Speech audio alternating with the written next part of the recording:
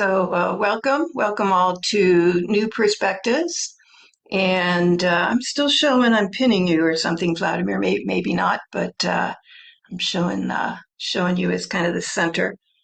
I don't know if you can switch, but again, welcome all to New Perspectives and the ideal of human unity. And before introducing our guest speaker, who is here with us today, Shruti Bilvailkar, I'd like to announce our 2024 Sri Aurobindo Integral Yoga Retreat, which is a 4-day in-person retreat here in Greenville, South Carolina, that we hold each year. And for the last couple of years, we've been hosting it at the Greenville Marriott Hotel. The theme this year is Living in Integral Life, laying the groundwork for spiritual growth and progress. And I'll be putting in the chat box shortly the URL to our website where you can find out more information about the theme, as well as guest speakers, the venue, and also registration. But our guest speakers include Dr. Padakshit Singh, who has been with us here on New Perspectives the last couple of weeks and will be a guest speaker in the coming weeks in this series as part of a panel. We also have Amita Mehra from the Gnostic Center in Delhi, Angelo Serrano from the Sri Aurobindo Center in Lodi, California, Dr. Lok Pandey that joins us each year from Pondicherry Ashram, Dr. Vasant Lad from the Ayurvedic Institute, of course, Dr. Vladimir Yatsenko, and others. And we also offer yoga asana each morning and afternoon. And for those that have joined us before, you'll probably have met Letitia Walker. She will be our yoga instructor. So again, I'll just be putting the URL in the chat box. We are running an early bird special for another month or so. So if you're at all interested, please register before then. And just to let you know, the pricing that you'll see out there is a bundled pricing. It'll include all meals, lodging, shuttle service, retreat, everything. So the only expense that you'll have is for travel. So we hope to see you, and with that, I'd like to go ahead and now introduce our guest speaker. And as you know, the series is the ideal of human unity, and Shruti, who will address India, the friend of humanity. So we're very thrilled to have Shruti. It's the first time that we have been hosting her here on New Perspectives. She is a dear friend of both Vladimir's and mine, and we just feel very honored to have her here with us today. Shruti belongs to a family which is deeply connected with Sri Aurobindo and the Mother, and her mornings were made strong by her PhD and the period which she spent in Pondicherry listening to the various devotees in the ashram, Sri Aurobindo Society, Sakar, and Auroville. And she has been mentored under Dr. Anand Reddy. She is also the assistant editor of the journal New Race, which was blessed by the Mother in 1964, and has published several papers in journals connected with Sri Aurobindo's vision and continues to study in her areas of interest. So once again, we're very pleased to be hosting Shruti, and she is steeped in the teachings of Sri Aurobindo and the Mother.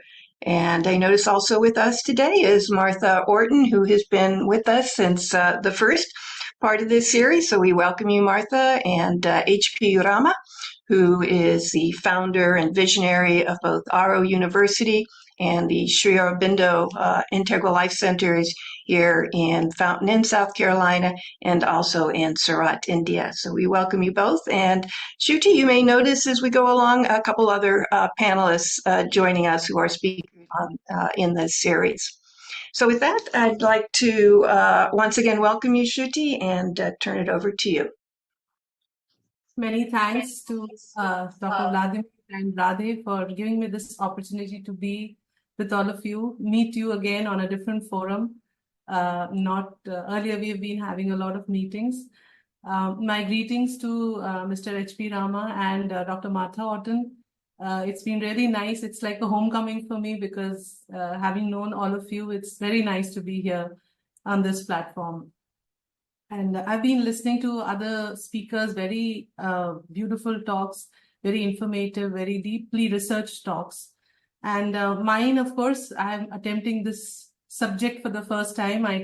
When Dr. Vladimir invited me for this, I took it as a challenge because, of course, India is our motherland, and I've been hearing a lot about the progress that we've been making, and now the question was how to correlate it with Sri Aurobindo's vision of India and vision of the world and human unity. So it's a humble attempt. Of course, it is not exhaustive, and given the time, I will try to do justice to the topic that I have chosen here. I would make a small presentation. This is more for a reference.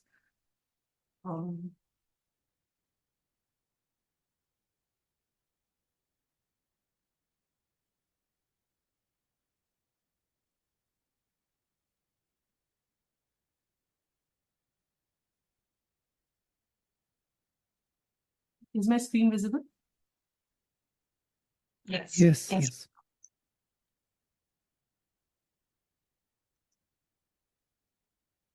So I will start with the Shanti mantra. Of course, I'm not very good at pronunciation, but this is the mantra which many Indians chant to invoke peace in the entire universe. So let me just try it out. Om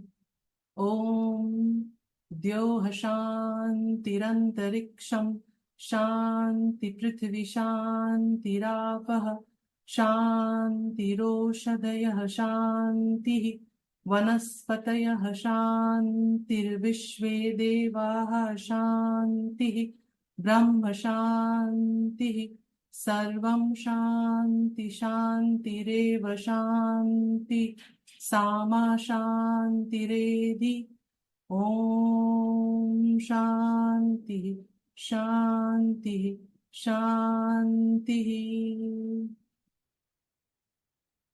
This is the meaning of this mantra, that let there be peace in the entire universe. I'm not going to read this, of course, the audience can read it.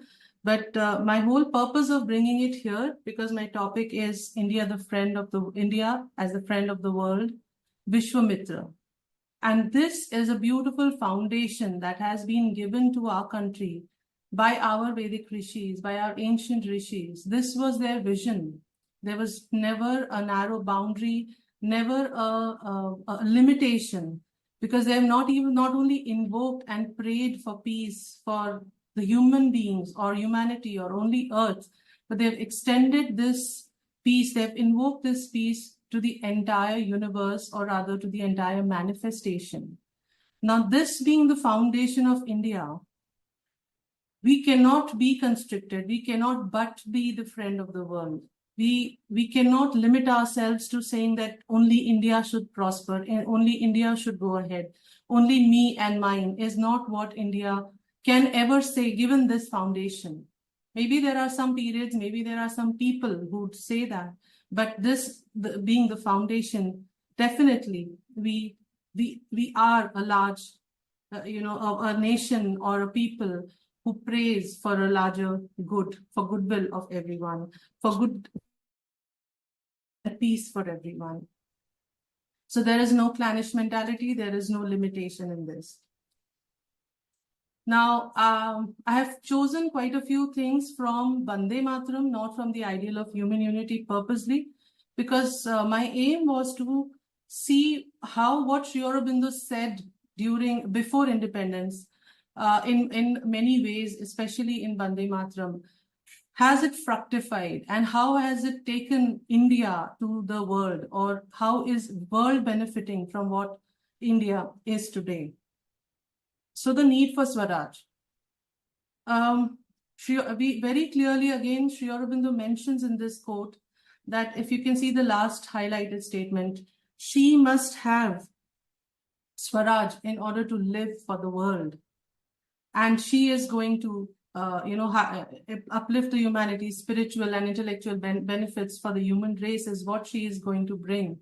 And that is why the very foundation for which Sri Aurobindo and other people fought for India's Swaraj was not for a selfish means, but was to gain freedom for the sake of the world. And I've here marked a few things. He says liberty is required for its own sake. Liberty is needed for the development of the intellectual and moral, industrial, political aspects of a country, and therefore for India's sake, liberty is required, and then for the world's sake, liberty is needed. And not just for India, it was for Asia that Sri Aurobindo says that Asia will be free, and in the free continent of Asia, India will be leading. So that was Sri Aurobindo's take on this.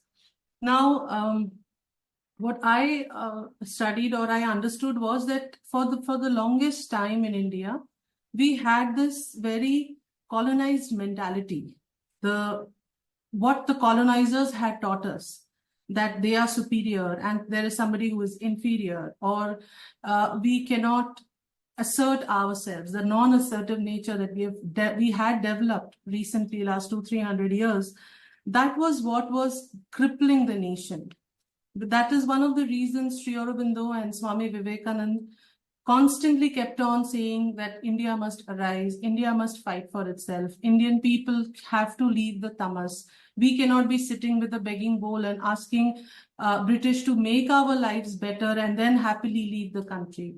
In fact, in the ideal of human unity, Sri Aurobindo mentions, and in Bande Mataram to a large extent, he again and again says that if you are going to wait for India to become a prosperous nation and then the British should leave the country, that's not going to happen. A slave nation cannot prosper, he says. So first and foremost was to gain Swaraj of course, for the world, but it was this colonized mentality of which we needed to get rid of. We got political independence in 1947, but we have carried on the legacy of the colonizers, mentality of the colonizers even till date. And that is why our policies still many times have been of a mendicant or a pleaser or somebody who cannot stand for its own good. And a country which cannot stand for its own good, cannot become a friend of the world, cannot fight for the cause of others. So it was important in recent times that India has developed its own mettle. She has grown in a manner in which Swaraj has again been restored in our minds again, not just politically. So what was important for us to get over was kind of our education system, our administrative policies, our judiciary, all those kind of things which were borrowed had to be made indigenous. And India is making that. We have a beautiful new education policy which has come and which is completely based on Sri Aurobindo's and Mother's writings on integral education. So again, that is a sign where we are, thinking for ourselves, we are developing our own country. Now, next is beyond self-interest. This, of course, we know that whatever India has been doing has never been a very selfish thing. And Sri Aurobindo is very categorical here when he says that we do not believe that the path of salvation lies in selfishness. And then compassion to all creatures is the condition of sainthood, whose mind is full of will to do good for all creatures. And this is based on this idea which Sri Aurobindo says is our rishis have realized that we are all one. Essentially, we have come from the one divine, one source we have come. And therefore, there is an underlying unity and a goodness. And therefore, and thereby, this goodwill is very much required. And for a friend of the world or for a country, again, which is based on something, the Shanti mantra that we heard earlier, or later we'll see Sarve Bhavantu Sukhinaha. So how do we go beyond self-interest? A few examples, of course, the world is aware of these things, but I would like to again reiterate those examples. Is if you see during coronavirus, we had the vaccine Maitri, the friendship through vaccine, or our neighborhood people, especially countries like Bhutan, Nepal, Maldives, all these, we sent vaccine even when India was getting still vaccinated. A huge, large country had not been vaccinated. even then we helped our neighbors. Now we can say that this is a very extremely proud moment for us. One can say it's a diplomatic move, whatever one wants to say. But if we see as a common human being, we see that this is a huge work beyond self-interest, definitely, because we were not restricted to ourselves that unless our 120, crore people get vaccinated, we will not send it to the outside world. That was not the position that India had taken.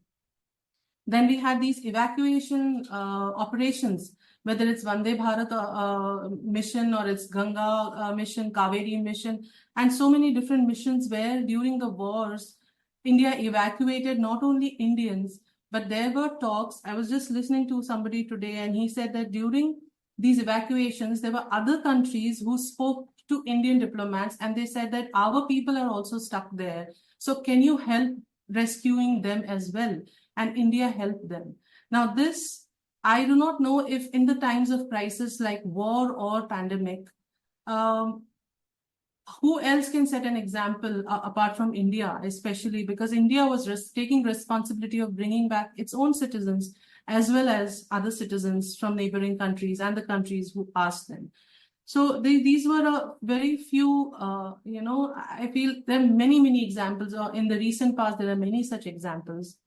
Another example that I was very touched by was the recent, almost about 10 days back, Indian naval ships rescued about 20 Pakistani fishermen from the pirates who had kidnapped them, and their lives were at risk. So INS ships went there. They helped those Pakistanis to come out from the pirates. Ensure their safety.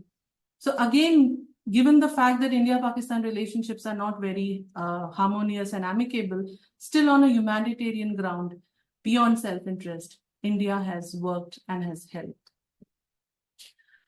Now, this was very interesting, when I was going through these points of need for self-reliance and Make in India, etc.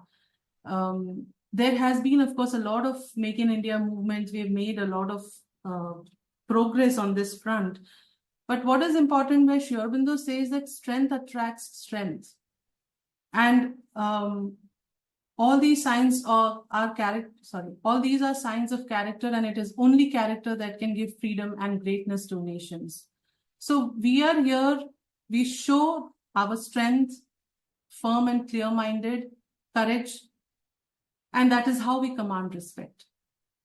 It is very important because I remember, like, in a very jocular manner, in one movie, it was mentioned that when you are in trouble, first you have to save yourself in order to be able to save the other.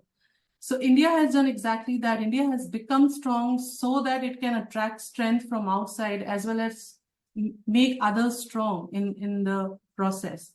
So we have become stronger in terms of military power, in terms of nuclear power, despite the world, trying to stop India from getting nuclear power. Since quite a few decades, India has worked on it, and she has become self-sufficient in terms of not wanting to attack the other, not wanting to destroy another nation, but certainly for self-defense. Because if tomorrow there's a war, there's a nuclear war or any kind of an attack, India is ready. We are no more a timid nation where we can say, oh, we do not have arms and ammunitions, we cannot fight, this problem is coming, this neighbor is attacking. We are ready for, at least as a common citizen of this country, we could say that we have enough arms and ammunitions to combat the world if the necessity so arises. Then, very interestingly, something that would be said to be the feat of a nation has come out to be the feat for the world as well. For instance, India's rocket launch on Mars.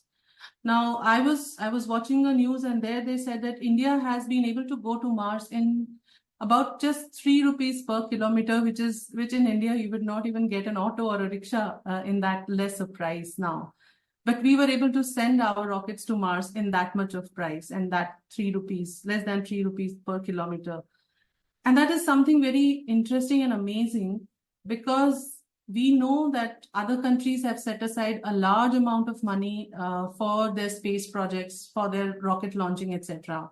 But India, having so many other problems where we needed to put our money, perhaps, I do not know, perhaps money was a constraint, perhaps it was given as a challenge that in a given budget, you launch the rocket. And we did it, and did so successfully.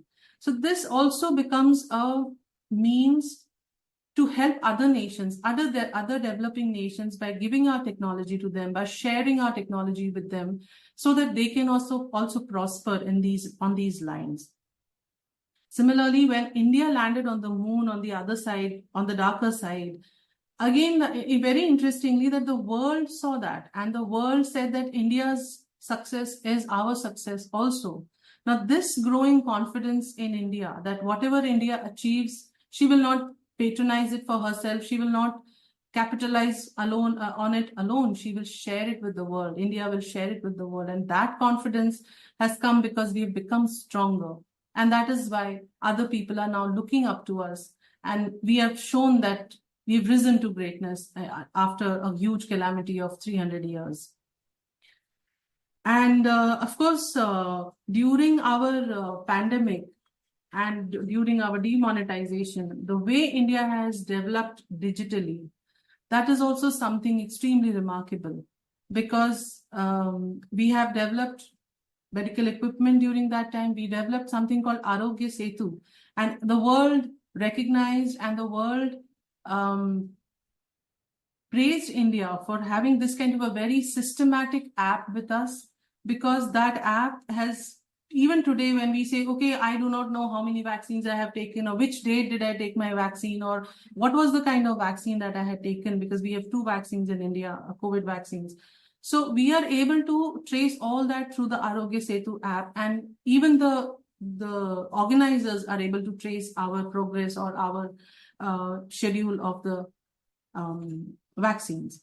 Similarly, the UPI platforms that were developed by our national agencies, the unified unified payments interface that was developed, again an example of some invention during crisis. So because there was a need, there was an invention of something, and India has now become the best and I would say the largest user of digital transactions in the world. So that is, again, we feel, in fact, I would share with, all our people here, those who are not from India, it's very interesting that we hardly carry cash in our pockets these days. We just go out with a mobile, not even a credit card or a debit card.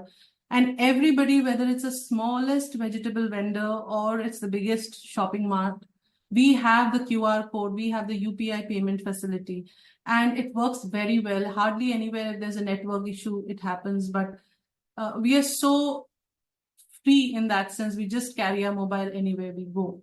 So that has come about after or during demonetization in India, and it has taken roots very well. Now, the next point is Sri Aurobindo had once written that India has lost its ability to think originally. And it's very paradoxical, because we are a nation which is where we have intuition and revelation and such original ideas coming in science and technology and metallurgy and everything. And yet we had become a nation which only borrowed. We had become a nation which had no ability to think for itself. As referring to the previous point, this wish to ask from somebody, to borrow from somebody. We even have a lot of satires these days coming up in news or in movies or in serials, where they say, oh, we will borrow things from the US, or we'll borrow things from the outside so that we can build our technology. So now this borrowing, we do borrow, we do learn from the outside world, but we have now started thinking for ourselves. And Sri Aurobindo does, this is a letter that he had written to his brother once, that we have lost this capability to think individually and think for ourselves. And I would like to refer to one very interesting quote by Walter Lippmann. I had read it in a newspaper once, and it said, "Where all think alike, no one thinks very much." So it is, sometimes we feel, yes, in India we would be in that rat race where we would not want to think for ourselves. Thinking for ourselves would be, oh, we will fall out of the group, we will fall out of the herd. The herd mentality had very much come over us.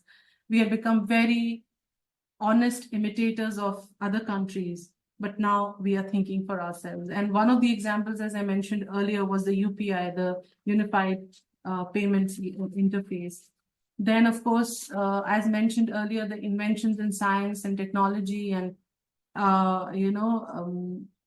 the Mars mission and the Gaganyaan. I mean, I was quite amazed to know when our space scientists declared after the success of Chandrayaan-2, of the Moon Mission 2, that they are going to now send something to the space closer to the sun called the Gaganyaan. Again, that is something, and the names, I mean, I feel so happy and proud being an Indian that we have kept to the names which are so Indian, so indigenous, and they make a lot of sense to us. Of course, other countries might also be doing that, but we've always heard of this success of Apollo 1 and Apollo 3 and all these things, which actually we could not relate to. Whereas here now, for us, at least as in India, we know what is the Mangalyaan mission or the Gaganyaan mission, and no child needs to be explained, or what is this Gaganyaan, because we know that Gagan is the universe, is the sky. So that is where we are sending our spacecrafts to. So we have become self-reliant. We have started thinking out of the box. Even for our own problems in our own country, we have started thinking in our own ways and not depending on the political philosophy or the social philosophy of the non-Indian writers. Now, next, this was quite amazing because, of course, there are many, many examples one can take from India, but I would only cite one example here. And when with so much of confidence, Sri Aurobindo writes that India is the guru of the world, the physician of the soul in its profounder maladies. One is, of course, we have quite a few profounder maladies. And of course, India has become a symbolic representation of all the difficulties we see around. Really, I mean, everything happening on a macro scale in the world happens on a micro scale in India, or even on a very large scale in India as well. And as the mother says, that India will be the land of its resurrection. One of the examples, if I may cite, here is India's response to the climate change. India taking over the responsibility about climate change. So if I were to literally take it, yes, climate is a very big problem in India right now. Not India, in the world, it is a profound malady of the earth. So how do we address it? And incidentally, India's carbon footprint is very less as compared to the entire world. And yet, we did not shirk the responsibility. We did not say that it is not our responsibility. We have not done this pollution. We have not polluted the earth. Why should we work towards it?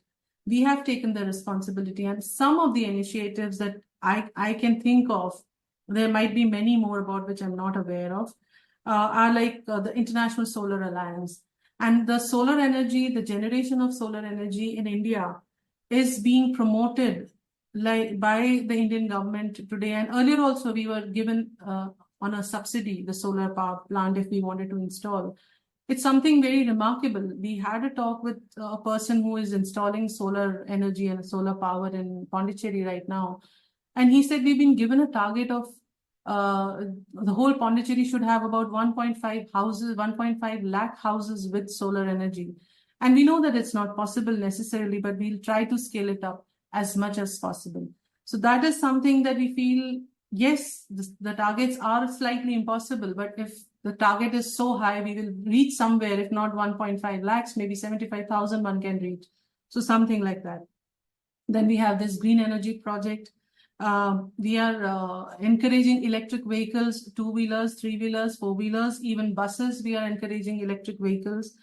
Then we have making use of non-biodegradable material to make roads. So a lot of highways in India are being made with a non-biodegradable material. Now, this is again because we have been facing this problem of how do we dispose of the garbage that is generated in tons every day in India? And various people have found various solutions, and one of them is laying it on the road so that they are not, they give the strength to the road as well as they are being utilized. Then we have, a lot of things are being promoted in India. I do not know about the other parts of the world, but things made of jute, of bamboo, of natural material, which are non-plastic, which are biodegradable easily, are being promoted in India at a very, very large scale. Then there was something I heard one of our ministers speaking in one interview, where he said we are even trying to run our motors on water as fuel. So that was quite amazing, because that experiment is still going on. And when he reached that interview place, he said, I have come in a vehicle which was run on water. And this is the first experiment. If that succeeds, then we'll be, able to do a lot more with it. So these are the experiments that we are doing, and we see how India is trying to solve the climate change problem. There might be other issues, as I said, but I'm not bringing them up here. Again and again, I mean, because my topic itself is India as the friend of the world, I don't think I need to keep on reiterating that, because what we are doing here, the experiments that we are doing in India, definitely are going to be extended to the world, and the world is going to benefit through these experiments. Now, this is again very similar to what we have been aiming at Auroville, perhaps, is that, India will be a union of different nationalities, each preserving its own specific elements, both of organization and ideal, each communicating to others what they lack in either thought or character, and all moving together towards one universal end, both in civic and social life, progressively realizing that end along its own historical traditional lines, etc. So this is about India's soft power. And there are lots and lots of interviews, lots of news online on YouTube regarding India's soft power. It's very interesting to know that before India gained its hard power, that is the military, ammunition, army, its infrastructure, its logistical developments, everything which are maybe we've developed last 50 years. But India's soft power had gone abroad hundreds and hundreds of years ago. For instance, when Vasco da Gama came out to look for India, of course, India was known. That is the reason that he came to see where this place is, what this country or continent is like, and why he was searching for it. Or I'm forgetting the name of another discoverer who reached America instead of India. So he again was in search of looking for India. Columbus. Why? Pardon me? Columbus. Columbus, yes, Columbus. So they had all come out to look for India because India had already reached their psyche through our spices, through our Vedas, through our literature, through our medicines, through our metallurgy. But perhaps because our name had gone before India was even known as a subcontinent earlier. So our soft power had been pretty powerful in the ancient times as well. And no wonder that so many invaders started coming to India from the very beginning of the, previous millennium, because they knew India was very rich. They knew India was rich not only in terms of diamonds and jewelry and gold and etc. It had the richness of spices and wealth of knowledge. And so we see the Chinese travelers coming to India, people from different parts of the world coming to India to learn something. So our soft power had been very powerful. Perhaps in the period when British colonized us, they put this mentality in our minds that a single shelf of European library, European books is far better than the entire library of Indian works. So that was something that Macaulay had popularized, and we had bought it. But gone are the days. Today there is a resurgence. There is a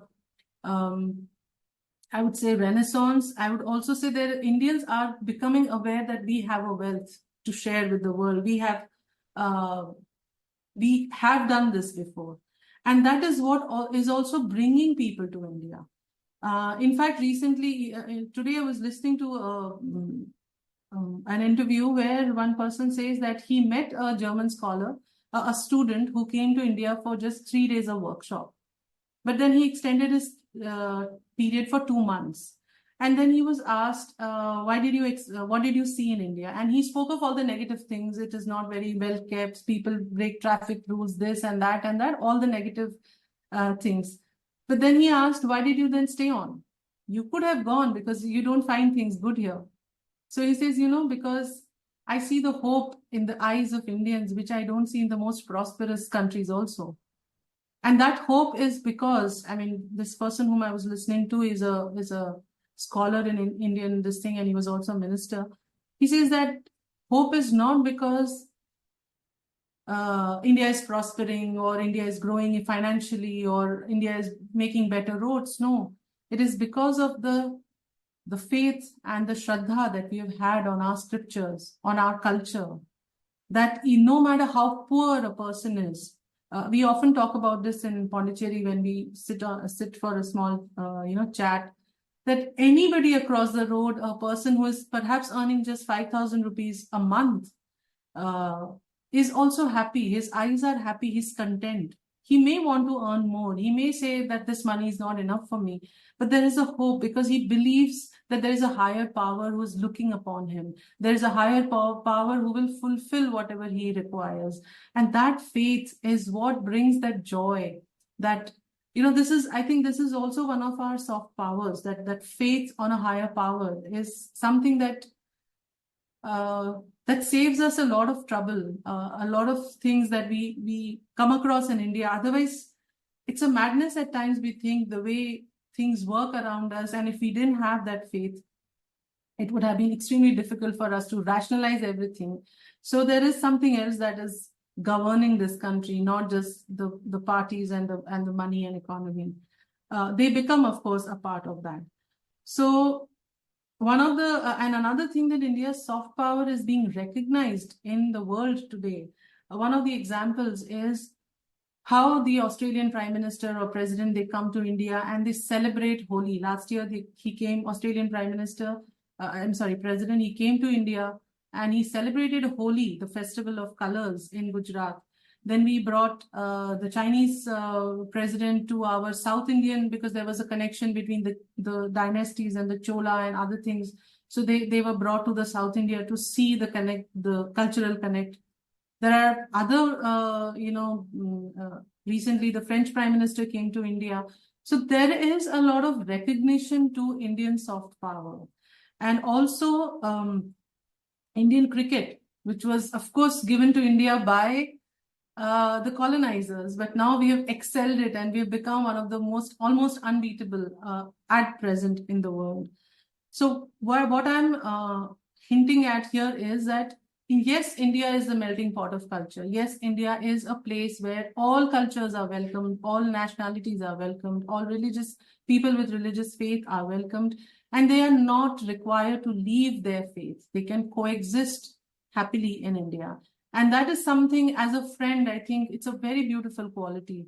Because when we say we have a friend or I'm a friend of somebody, we let that person be as he or she is. We do not try to change. We do not try to influence the person. If he's influenced in a good way, it's very good. So that is one very beautiful quality that India has preserved over so many years, I would say. And of course, in continuation to this, we have our contribution to the Indian knowledge system.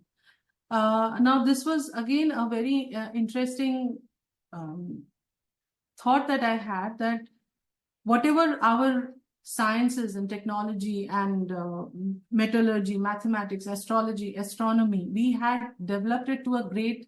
Now people, when either NASA scientists or ISRO scientists or any other scientist of another sphere, they look into it, they come back to the same formula saying, oh yes, Indian rishis had found out. Like, for example, the value of pi. Many times we've been taught since childhood that our ancients had already calculated the value of pi almost to the decimal of 5. That much accurate we were when we calculated. But then the modern science had to again calculate, and as if the modern science was reconfirming what the ancients had done. Whereas if it had gone in from here saying that, yes, this is the intuition of the ancients and now we work on it, maybe we would have progressed in a different way, or a faster progress would have been seen. But India always believed in this ekam sat vipra bahuda vadanti. One truth is seen, spoken, heard, accepted, presented by many different people. If my translation is right, Vladimir can correct me. So we all approach truth in different ways. Truth comes to us in different ways. And that is the freedom that India has given to the entire world. Whenever they come to us, we are not here sitting on their heads and saying that, no, this is what we are saying you should do. And in fact, knowing this very well, that Indian knowledge system is so rich and so powerful, I would say, that this is one of the reasons that Macaulay made the statement that he made in his minute, that Indian, books and knowledge is of no use, because of course it was no use for the colonizers. Then we had this Khilji who completely burned our Nalanda University, our Nalanda library. Tens and thousands and lakhs of books were burned. Why? Because again, perhaps there was an insecurity that if this knowledge goes out, if people become aware of the knowledge that is there in these manuscripts and these books, India is unstoppable, and India is still unstoppable, because the richness that India has preserved despite all these onslaughts is something remarkable, is something that one cannot even imagine. Because of course there is a different force that leads the country as of now, and as Sri Aurobindo says, India cannot perish. And it's very interesting and very touching when he says that it is she who must send forth herself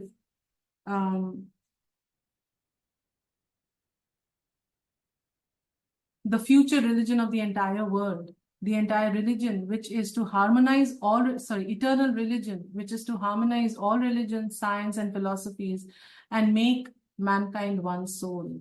And we are in this, topic of human unity, or ideal of human unity, that we have been seeing. So we can see Sri Aurobindo had written it in much earlier in Bande Mataram itself, that India is the one uniting force. She's going to lead the country as a one uniting force. Now we have something called governance, and we've been talking a lot about good governance across the world. Of course, I have not studied this subject at all, but all I know when I read this about what Sri Aurobindo has said, that the world has been divided between duties and rights. Many nations, and even India, we say, oh, these are our fundamental rights, these are our fundamental duties. And of course, we know our constitution has been borrowed, has been copied to a large extent from our colonizers. But when he says that you have to, depend on your dharma, and you do what your swabhava says, you do what your dharma says, and not what is your duty and what is your right. So this is where, in fact, now amendments are being made in our constitution, amendments are being made in our penal code, where possibly what we are changing to is in the nature of dharma. Even the judgments in a lot of cases that are coming out today are landmark judgments. In fact, a lot of news that comes out says, oh, this is a landmark judgment, because it was an out-of-the-box judgment. It was not necessarily based on some penal code, but then it takes a step forward. It believes that there is a dharma, Indian people are so and so, and therefore this kind of a judgment is required for these people. So we are working out our models of governance, arbitration, law, policies. India is working towards that, because we've already borrowed something. We cannot completely smash it down and say that this is it and this is good. So we have to work it out through whatever is we have already received. And another important thing, our dharma as, as a neighbor, as a friend of other countries that we've done, is the way we have helped Sri Lanka and Maldives in the time when they were in crisis. We did help them, but we also know the geopolitical conditions right now, that they are under a debt of another country, and they are so to say, not reciprocating to India the way we would have expected them to be. But India is here again taking a very large stand.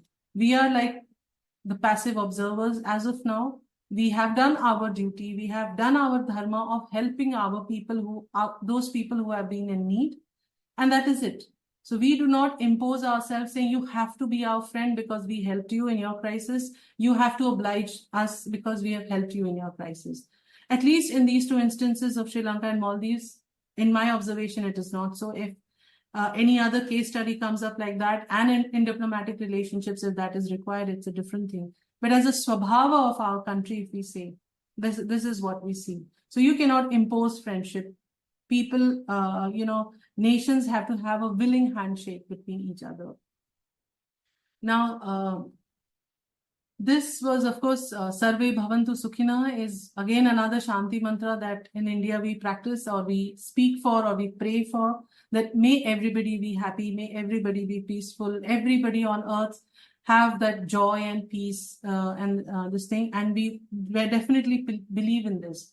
And that is why one of the policies that the government has developed is one, of course, India first, because we have to preserve our integrity, our security, our safety, become strong. Second is neighborhood first. So we are trying to help neighbors, not that everything is very harmonious. This is not a world where we are living in perfect order, but we do try to help our neighbors as and when required. And also, like, we are collaborating so much with international bodies, international blocks, international, summits. We are contributing in a very, very great manner there. I don't want to quote the examples that I've quoted before, but in those same relationships, we have this wonderful example of Japan developing our metro rails in India. So we are taking the help of Japan. Japan is cooperating with India. Then we have our defense equipment being bought from France. Then we have oil being bought from other countries. And also we are trying to develop our own energy. So these are the things. And of course, because of the bilateral ties, the evacuation process during the operations, as we mentioned earlier, during Corona or during the wars, had become smoother because of our international cooperation, because of our international relationship with people abroad. So one thing again which emerges is people are having confidence of India. They on India, they are growing in confidence on India, and that is again very. I would say maybe people had it. Maybe recently, 300 years ago, they lost the confidence because we didn't have confidence on ourselves. But today's India is different. So in this same point, I would like to mention two things here, which again Sri Aurobindo mentions in his writings on Vande Mataram. That how would you bring people to cooperate with you?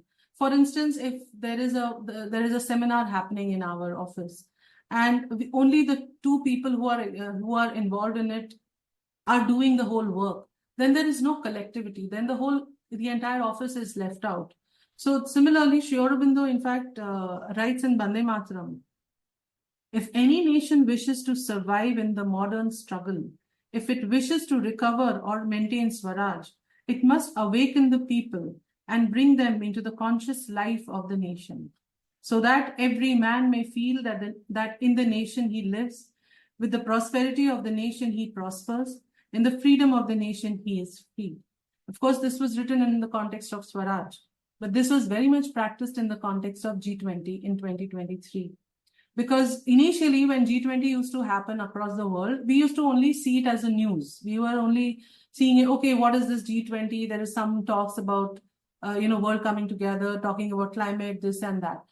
But in India, in fact, we were so amazed that in Pondicherry, the first G20 conference that took place after India got the presidency of G20 was in Pondicherry.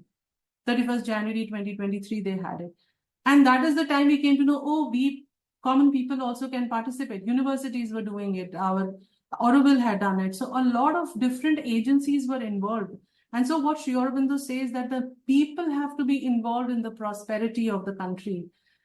once the people are involved, you have the international people also coming in. And we did involve, we brought in so many different delegates and had so many different roundtables on various topics for international cooperation.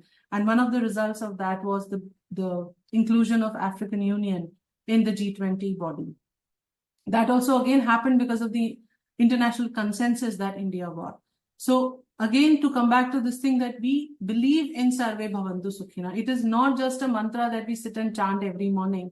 We believe that the entire world is ours. And the G20, of course, the motto that we had in G20 was one earth, one family, one future, which is, of course, we'll come to that in a next point.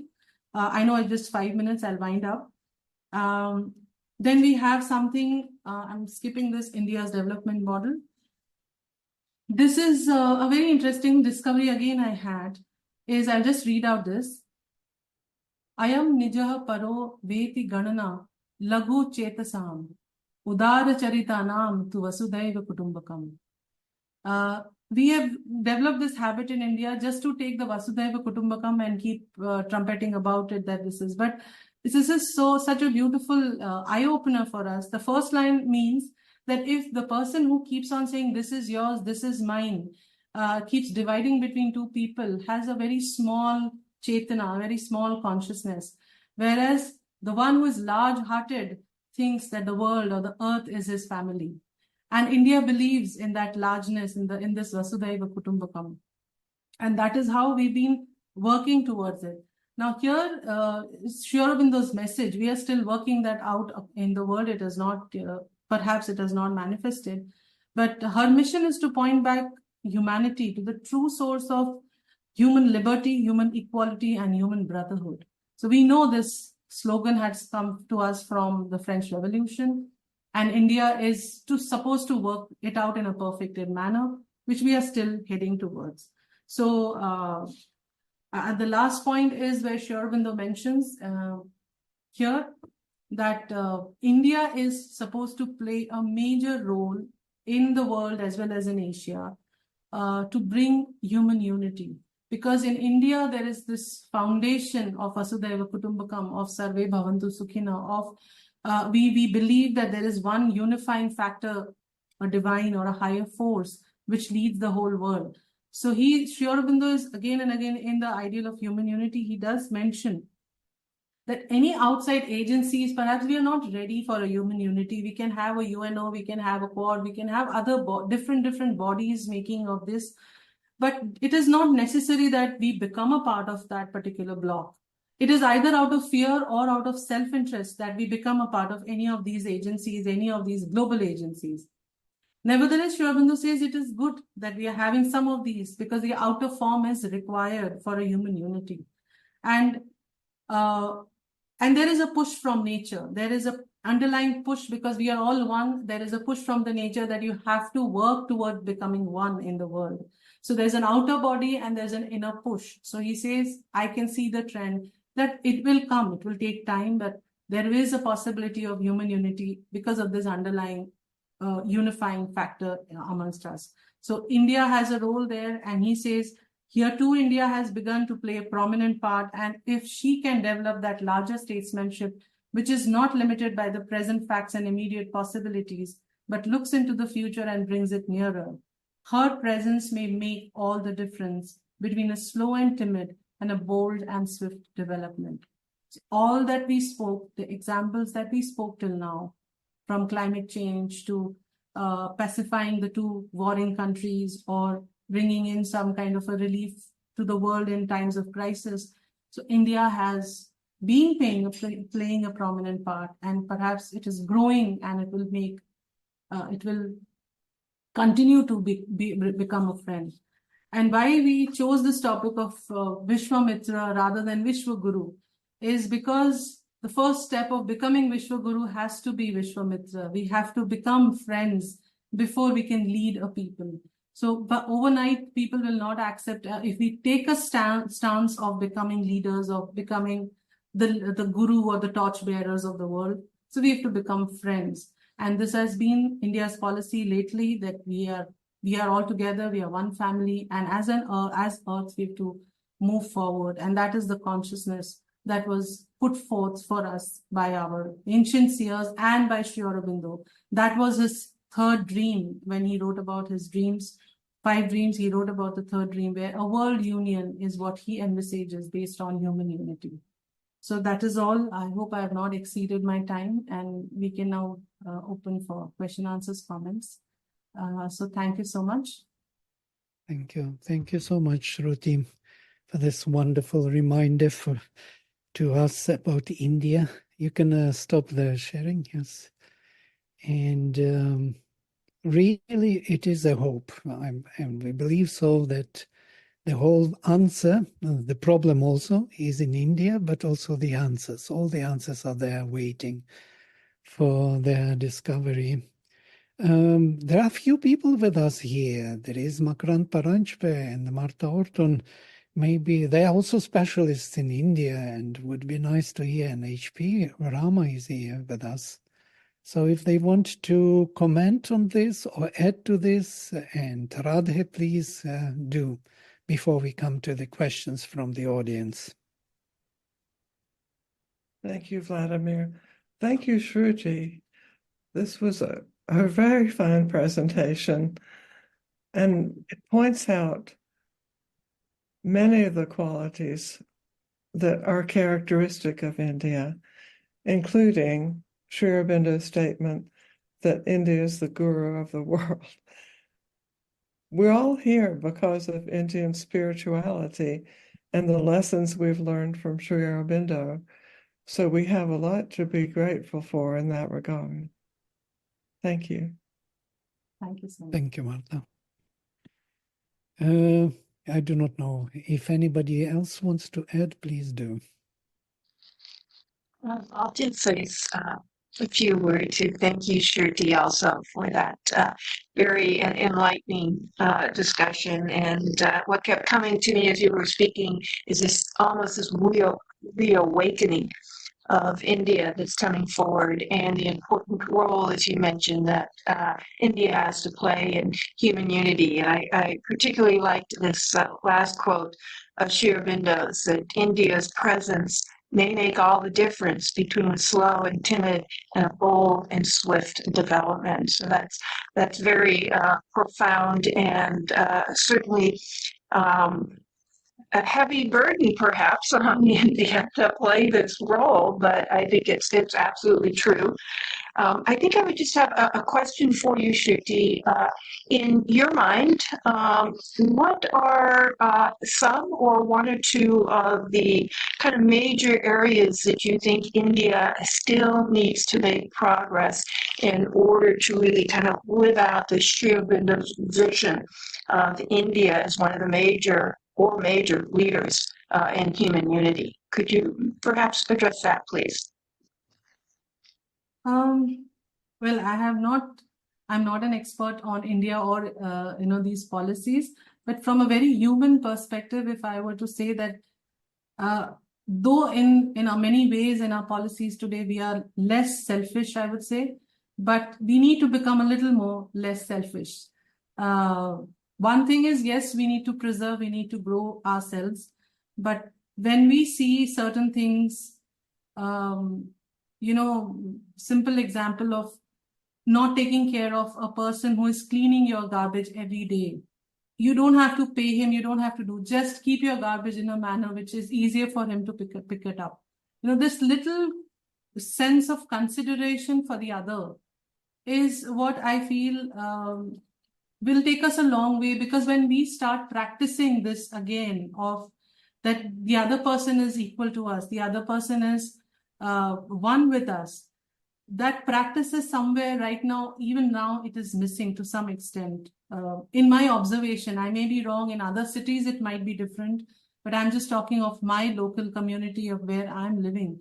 So we need to become a little more conscious and also become a little pro-India, because we are still, very much concerned about our needs, our salaries, so that the whole motivation for India it's coming. It's not very prominent though, but it's coming. So when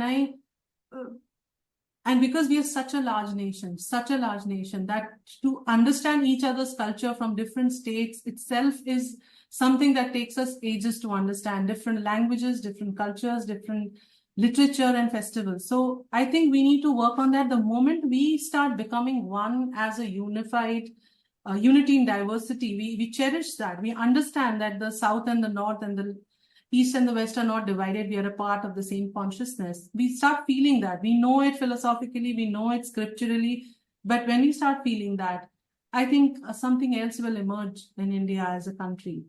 And that will overflow for human unity, because we have so many communities. The moment we feel one with our own communities, we forget or reduce the differences, linguistic barriers or religious barriers. And we have so many representations in India of various countries that we will automatically, that spirit will spill over. I feel so. Maybe it's my limited understanding, but that's what I feel. Thank you. Thank you, Shruti. Yes, thank you, Radhe. There are also a few more questions here from audience. Shall I read them to you and then you will... Oh, Yeah. Grant, please, go ahead. Thank you. Thank you, Shruti ji. Thank you. I just wanted to, in my usual fashion, present a slightly different perspective for our consideration. You pointed out very eloquently the kind of depredations and devastations that India was put through, including the burning down of the Nalanda library and all the invasions and fundamentally the destruction of the ancient Indian civilization, right? And this is what brings me to your interpretation or reading of Vasudhaiva Kutumbakam, which has now become the top slogan of our foreign policy. In fact, this was started by our former president, Pranab Mukherjee, and the Modi administration has taken it up. And if you try to trace the source of this phrase, often it is attributed to Maha Upanishad. There are better experts than me here, but we know that the Maha Upanishad is a Vishnu Upanishad, which means it's a much later Upanishad, because Vishnu himself is not a big major deity in the Vedic period. Vladimir can correct me. I'm subject to correction as always. I'm a student more than anything else. Now, where does this phrase come from? It's not in the Rig Veda. It's not in most of our major texts. It's not even in Kautilya, except for one recension, the Tanjore recension. So it is in the Hitopadesha, it is in the Panchatantra, and the context of it is when there is a Shudra Buddhi, greedy jackal, very cunning, who wants to eat a fat deer. And he goes to the deer and says, look, this idea that this is mine, this is yours, is of the small-minded. Okay, the whole world is one family, and he unveils himself, he ingratiates himself, and enters the deer's dwelling. The deer is completely taken over, bowled over. But there is a very clever crow called Subuddhi, who's sitting on the branch, and he warns the deer, hey, don't open your door to this man, this jackal who's going to eat you up. So in the context of all India's invasions and so on and so forth, I just wanted to say that we should always balance the lofty ideas of the Upanishads with the practical wisdom of the Panchatantra and the Hitopadesha. Thank you very much. Thank you. Thank you so much. It was a very valuable addition to that all we develop. And by the way, also, I wanted to mention something from my side, that Sri Aurobindo, in spite of being a freedom fighter and, making bombs against the British rule, and he was the first to pronounce Swadesh, in his reviews, if you read how British and why they invaded India, there are internal so to say, causes in India which were inviting this blow, because India could not manage it herself. So she needed kind of help.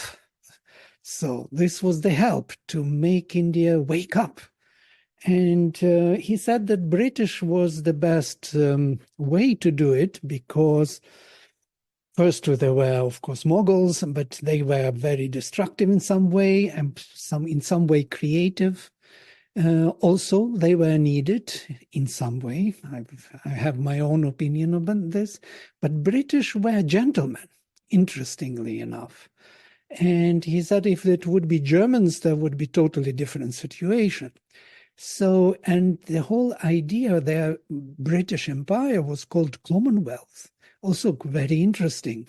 They understood that they cannot manage it in the terms of the ancient empires, of suppression of course, Macaulay was there with his statements, and others were also very diffidently speaking about India and Indian culture. And slowly, with introduction of English language, interestingly, the whole Indian culture could spread all over the world. And so there is something nature is doing which we do not see totally. We are in this moment of time, see only our narrow picture. Of course, we have to decolonize our mentality, as you rightly say, and so on. But if you widen the scope a little wider, and the other thing I wanted to say that India is not looking for unity. It's rather, India is looking for diversity. Why I say so? Because Vedic knowledge or Vedic paradigm is already unifying. So rishis came with the background of unity, and they were looking for diversity. They were attracted to the manifestation. And that became the backbone of all Indian civilization. So unity is presumed and diversity is welcome. And that's why India can tolerate any culture, any religion, because she's somewhat interested in what is coming up on that background of the unity. So these are kind of a bit different addition to your view, but I love your presentation. It brings India back in the heart, in the mind. So it feels so welcome to our forum. I did not purposely. I had read about what you mentioned about the British invasion and the reason why British invaded India, and what Sri Aurobindo speaks about, how it has helped unify, make us into one nation, which we were not able to make ourselves into earlier. No forces could make India into one nation as India, one nation soul, and British could do that. But of course, my study is not enough on that to talk and bring that up. I give examples on those things. But yes, I have always been very much attracted to the statement of Sri Aurobindo, where he says what British has done, and if French or German had come, what would have happened to our country, and what would this thing. And yes, it's a very beautiful observation that you've had, that India is looking for diversity. But unfortunately, in this diversification, we divide ourselves. So we are forgetting the underlying unity. We are based on that. Indeed, as a culture, we are based on that. But we being human beings, being so mentally aware of our own existence, we tend to divide. Like that. Vasudhaiva Kutumbakam, where this is mine, this is yours, this is my state, this is your state, my language, your language. That is still we are struggling with in India. And I would say struggling because, yes, when we go to different parts of the country, and if we do not learn their language, there is no, we have to learn their language to be able to become a part of that state or that part of the country and all, which is fine. I mean, we have no problem learning, but some people have difficulty learning. Some people have problem learning the other language. And then, so, this whole idea of being accepted in our own nation, in another part of the country. Culturally, yes, we are same. Festivals might be named differently. They are the similar festivals that we celebrate. But we are somewhere forgetting. Philosophically, definitely what you said makes sense, that we are looking for diversity and more so. But that should not result in a division, the way we, are bent upon dividing our inner states and... Right. Did you notice India never suppresses other languages, nationalities? You do what you do. This is also a very unique feature. And you have 5 different families of languages, one of which is Indo-European. 5. all of them, nearly all the families of languages are in India, and they live together. It's incredible. It's unthinkable in a way. You don't have strong center which suppresses, like in Russia, Moscow sucks from killed all the people, destroyed all the nationalities. You don't do this. You let them be, and somehow you are one. So this unique feature of India could be an example, some kind of psychological example, and that's what you were saying, that India is a guru of the world, but guru not in the sense as we understand, as we understand leadership in the Western sense. It's more in the example sense, psychological example. And so one should not be afraid of this guru of the world, because it's not in the Western type teacher of the world, to teach the lesson for everyone how to live. So we have a few questions more. If you don't mind, I will read them. Mother has also commented something to the effect that India will come up with a new economic model that is not based on capitalism and greed. It will show the way to the world, and by India's example, the world will realize that it is possible and follow the lead taken by India. What do you know about this or think about it? Or anyone on the I'm not panel? very well versed, pardon me. I said I added, or anyone on the panel, if somebody wants to add, so be ready. Somebody else also, because I'm not very well versed with the economic model that India is trying to create or is creating. So maybe Dr. Makrand wants to say, so please. Yes, I only wanted to say that if we read Sri Aurobindo carefully, as all of us do, I think there is a precondition. India must discover her own soul and manifest her own, potential before we can hope to, lead anybody else. And it is very easy to get into this delusional loop that, oh, we are the greatest and this and that, and everything began in India, and feed into this frenzy of self-praise, which is also political. We have to distinguish, we have to disentangle these things. And there's a long way we have to go in India, and a lot of hard work. The Indian Renaissance is not yet complete. Forget about complete, it's only midway. And that's where a lot of work needs to be done, even economics. So many people are in poverty. We have to lift them out of poverty. There's grinding, should I say, dispossession and suffering. You see it with your eyes. So I'm saying that we need to balance this. We need to balance this great vision with so much work on the ground, and we need help from the more prosperous countries in the world. They should find it both profitable and useful geopolitically to invest in India. That's how countries have improved, if you look around.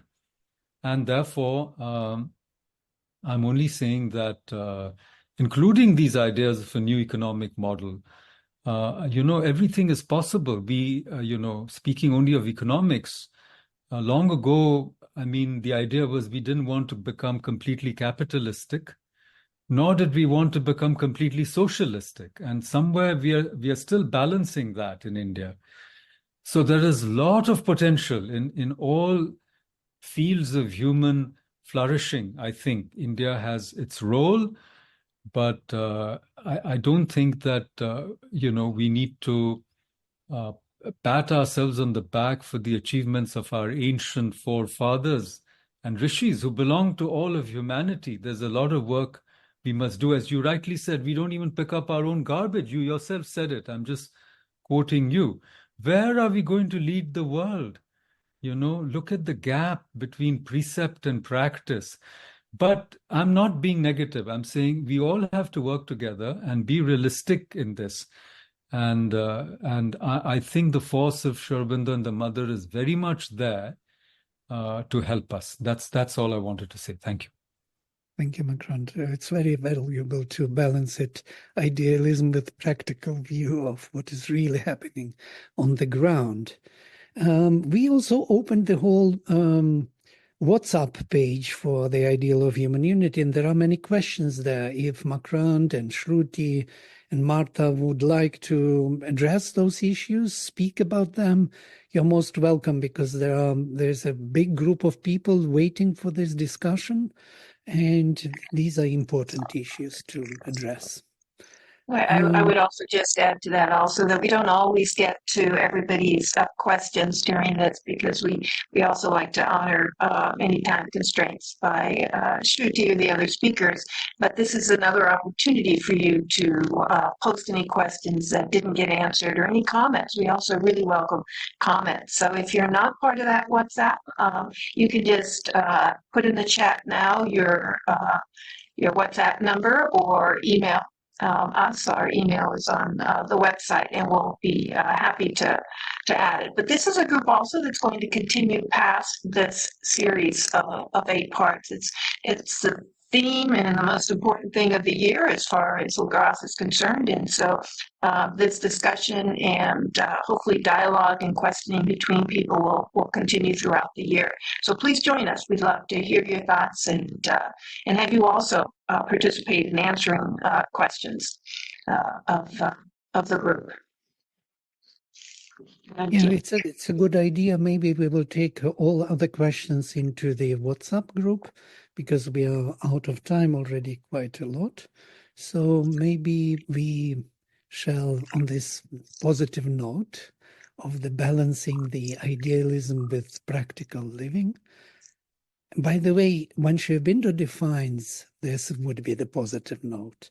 When Sri Aurobindo defines the Renaissance in India, it's to the Makrant's point, he says there are 3 things necessary. And the first is a recovery, a total recovery of Indian spiritual knowledge in all its depth, in all its, profound luminosity. Second point, to bring that spirit into a new investigation of philosophy, of sciences, of relationship, of everything, in every endeavor of human beings. And the third is to build a new society on this ground. So this is the contribution of India. That's why India is so important. And not to follow some Western model of economics, because truly speaking, with this number of people and the level of climate and so on, it's becoming very dangerous or even impossible. So we have to find another model. We have to find another consciousness which will lead us to a new model. And that is what India, in the view of Sri Aurobindo, should do. Thank you, Shruti, for this beautiful presentation, and Makrant and Martha and everyone. Thank you so much. Everyone for this opportunity and enlightening me with other ideas. Thank you, Dr. Paranspe, for bridging the gap between the positive and the negative, and between the, what we had, the ideal and the realization of the ideal. But yes, of course, this was my first study to see India, present India in the light of Sri Aurobindo. And it was extremely thrilling. It was extremely rewarding, I would say. I was bathing in Sri Aurobindo's words, and in fact, I'll tell you, every article or every paragraph that I read, I said, oh, this is so beautiful, I should include it. Oh, this is so beautiful. So it was a very difficult task. But I completely agree to Dr. Paranspe when he says that we have a long way to go. Indeed, we have a long way to go. But at least we've started talking about India, which we were not even doing a few years ago. At least, when my family was amongst the few when we would watch our Republic Day parade, we would be like, wow, this is something we want to go for. And I wanted to enroll for it at one point of time. But I didn't find people around me feeling the same thing. But now there are people who at least feel happy seeing their own flag. They stand up for the flag and all. So that is a positive sign that I see. And yes, we have a lot of work all of us together have to do to make India what we want her to be, or our ancient rishis have said. But long way to go, miles to go. So definitely. But No, thank you so much. I think as Vladimir said beautifully, consciousness is the key.